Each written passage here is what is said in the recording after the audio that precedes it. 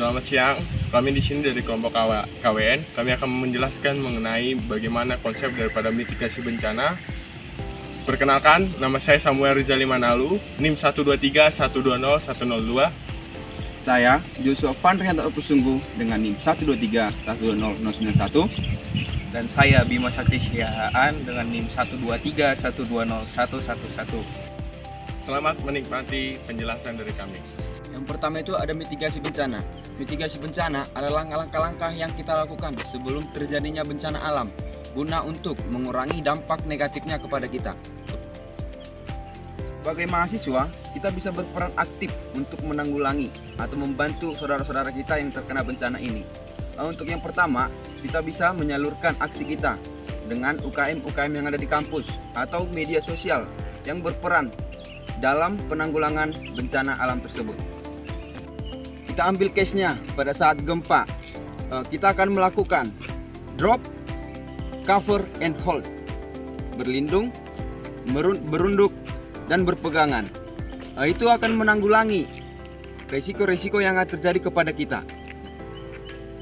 Langkah selanjutnya, setelah bencana selesai, kita pergi ke tempat yang aman untuk menyelamatkan diri, berkumpul di suatu titik untuk mencegah terjadinya bencana susulan. Kemudian untuk terakhir, itu langkah-langkah mitigasi yang saya sampaikan.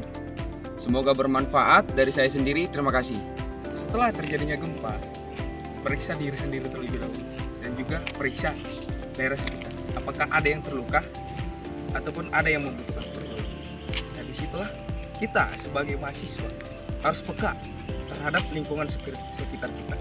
Sebagaimana kita seharusnya juga harus peduli terhadap sesama kita manusia. Sebagai contoh dari bencana alam, yaitu gempa bumi.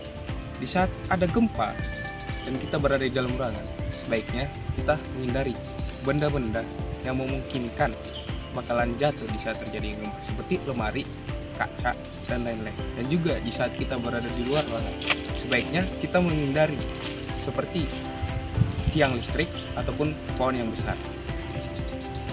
Sebagai contoh adalah mitigasi. Contoh mitigasi itu apa? Yang pertama, kita menyiapkan tas evakuasi. Yang kedua, kita melakukan latihan evakuasi. Yang ketiga, kita memahami peta bagian mana yang berbahaya dan tidak yang berbahaya. Dan kemudian kita juga mahasiswa berperan dalam edukasi bagaimana untuk mengurangi dari risiko bencana alam. Melakukan mitigasi bencana, selain dapat mengurangi kerugian material, kita juga dapat mengurangi potensi banyaknya orang yang meninggal. Selain itu, dengan melakukan mitigasi bencana, kita juga daripada masyarakat dapat lebih siap untuk menghadapi kondisi-kondisi yang tidak dapat diantisipasi. Kita juga dapat bekerja sama dengan badan-badan di pemerintahan untuk melakukan edukasi seperti BMKG ataupun BNPB. Selain itu, sebagai bentuk kepedulian kita juga bisa melakukan kampanye ataupun penggalangan dana untuk membantu saudara-saudara kita yang sedang mengalami bencana. Selalu ketika terjadi bencana, selalu lindungi kepala Anda dengan berlindung di bawah meja. Jika tidak ada meja, lindungilah kepala Anda dengan tas ataupun benda-benda lainnya yang sekiranya dapat membantu Anda. Jangan pernah keluar, jangan pernah masuk kembali ke dalam bangunan ketika situasinya belum aman. Selalu ikuti perkembangan daripada BMKG ataupun pemerintah.